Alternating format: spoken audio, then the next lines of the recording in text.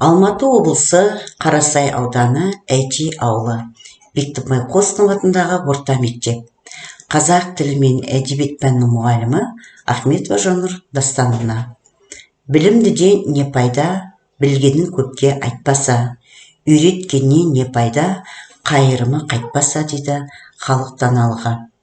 Бүгін мен сіздермен қазақ тілі мен әдебиет сабағында функционалдық сауаттылықты дамытудың жолдары тақырыбында шебер сынып өтемін. Алдымен функционалдық сауаттылық дегеніміз не деген сұраққа жауап берейік. Функционалдық сауаттылық алған білімді өмірлік міндеттерді шешу үшін қолдана алу қабілеті. Сонымен қатар адамдардың әлеуметтік, мәдени, экономикалық қызметтерге белсене араласуы, яғни бүгінгі жаһандану дәуіріндегі заман ағымына сай үнемі білімін жетілдіріп отыру. Мақсат оқушылардың мектепте алған білімдерін өмірде тиімді қолдануға үйрету. Функционалдық сауаттылықтың оқу сауаттылығы, математикалық сауаттылық, ғылыми жаратылыстану сауаттылығы деген түрлері бар. Ал оқу сауаттылығы дегеніміз не?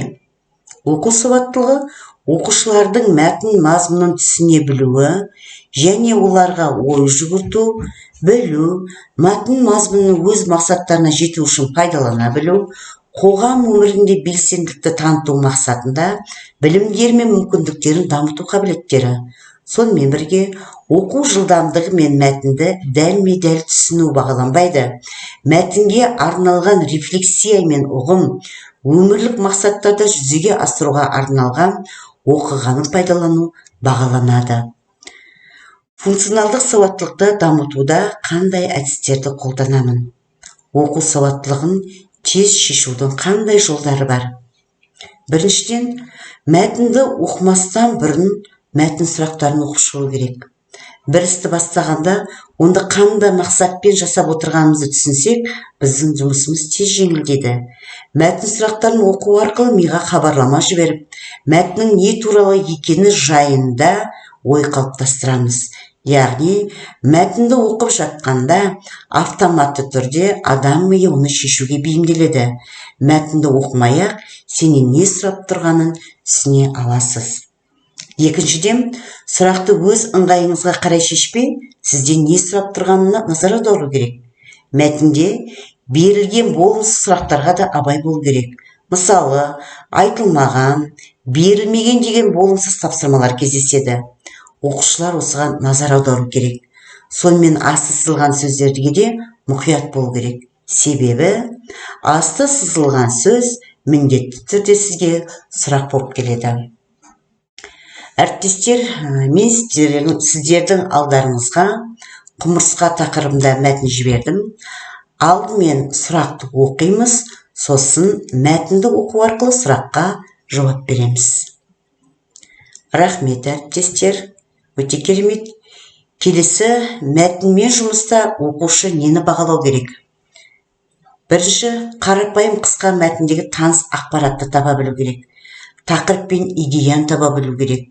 Мәтіндегі ақпарат мен мәтіннен тыс білімдер арасында байланыс туғыза білу керек. Таныс емес ақпаратқа сыни баға беріп үйрену керек. Алған білімін өмірлік тәжірибемен байланыстыра білу керек. Және осыны оқушы бағалау керек. Қазір мен сіздердің алдарыңызға логикалық тапсырма бердім. Логикалық тапсырма оқу сауаттылығында бірінші мәтінде кездеседі. Қысқа мәтін және логикалық тапсырмалар мәтіні болады.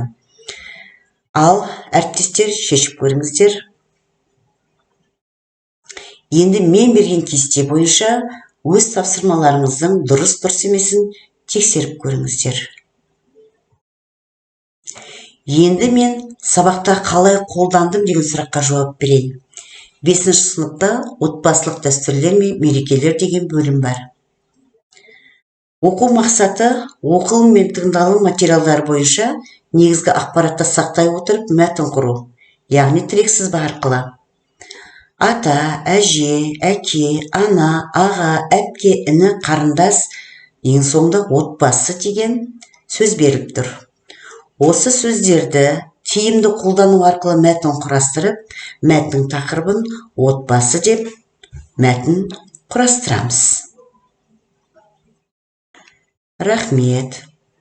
Келесі әдіс тақырып түйінді сөздер. Оқушыларға берілген тақырып бойынша жұмыс жасаудың ең тиімді жолы деп ойлаймын. Сіз бірінші шеңберге оқушыны шатастыру үшін тақырыпқа қатысы бар сөздерді және оған қатысы жоқ сөздерді араластырып жазасыз. Ал екінші шеңберге оқушы тақырыптағы негізгі тірек сөздерді ауыстырып жазу керек. Осы кезде оқушы тақырыпты түсініп оқыды ма мәтінді? Түсінген жоқ па? Сіздің тапсырмаңызды дұрыс орындай алды ма? Орындай алған жоқ па? Осыны көре аласыз. Бұл әдебиет сабағында қолданған өте тиімді әдіс болады. Ұлттық мектеп дегеніміз ұлттық рухта тәрбие беретін орын. Өскелең ұрпақ білім мен ұлттық тәрбие негіздерін өзінің ұлттық мектебінде алады. Сол себепті функционалдық сауаттылықты меңгертуде ұлттық құндылықтарды дәріптей отырып, ұлттық ойындарды әдіске айналдырдым. Мысалы, қазір мен сіздермен хан талапай және қыз қуу әдісімен бөлісемін. 10 сынып қазақ әдебиеті. Айгүл Кемелбаева. Шашты әңгімесі. Оқу мақсаты көркем шығармада көтерілген мәселелердің жаңашылдығына баға беру. Ал қолданылатын әдіс хан талапай әдісі. Мінекей асықтардың орналасуына байланысты тапсырмалар берілген. Оқушылар осы асықтың орналасуына қарай өздері тапсырмаларды таңдайды. Хан асығы ең шешуші асық. Ол мәтін бойынша қорытынды сөз сөйлеу керек және өзінің сыныптастарына баға беру керек. Келесі әдіс қыз қуу әдісі. 10 сынып қазақ тілі, қазақ киносы, қазақ тарихы. Оқу мақсаты мәтінде көтерілген мәселені талдай отырып, негізгі ойды анықтау және ғаламдық мәселелермен байланыстыру. Қыз қуу әдісі жоғарғы сыныпта өте тиімді және белсенділікті танытатын әдіс болып саналады. Сыныпта қыздар мен ұлдар 2 топқа бөлінеді. Ортадан 2 топтан 2 бақылаушы шығады. Мәтінде көтерілген негізгі мәселені талдай отырып, қыздар мен ұлдар бір-біріне сұрақ қояды. Әрбір дұрыс жауап 1 балл болып есептеледі. Сұраққа жауап бере алмай қалса, жиналған балдан шегеріліп отырады. Қай топ көп балл жинаса, жеңіске сол топ жетеді. Жеңіске жеткен топ әрине қыз қуудың әдісі бойынша оған шарт қояды. А жеңілген топ шартты орындауға міндетті. Енді ұтылмас үшін 2 топта осы жерде белсенділік танытып жұмыс жүргізеді.